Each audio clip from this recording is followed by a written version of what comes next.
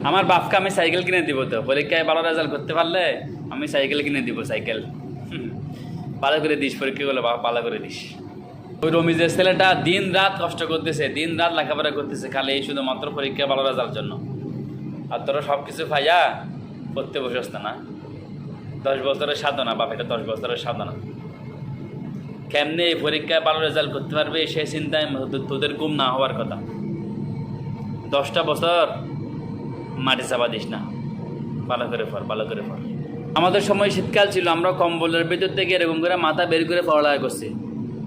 ভোর 4টা বাজে, 7:30 বাজে উঠে যাইতাম। আহা, সবাই ঘুম, আমি উঠে যাইতাম কম্বলের ভিতর থেকে, এভাবে মাথাটা বের করে পড়ালেখা করতাম।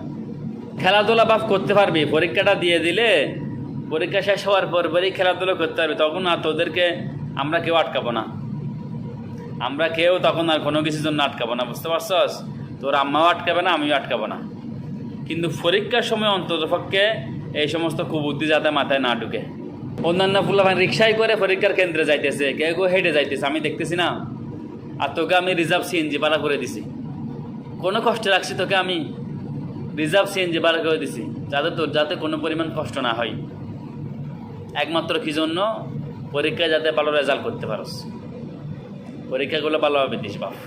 ডিসেল লাইন বন্ধ 1 মাস থাকবে, যে পরীক্ষা যে 1-1.5 মাস চলবে, এই 1-1.5 মাস ডিসেল লাইন বন্ধ থাকবে। এরপর তুই আবার ডিসেল লাইন ঢুকাতে পারবি, কোনো সমস্যা নাই।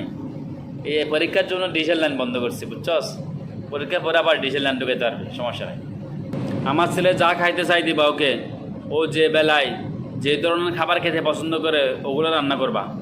ওর পছন্দের বাইরে যাতে কোনো ধরনের রান্না না হয়, খবরদার বলে দিলাম আমি কিন্তু।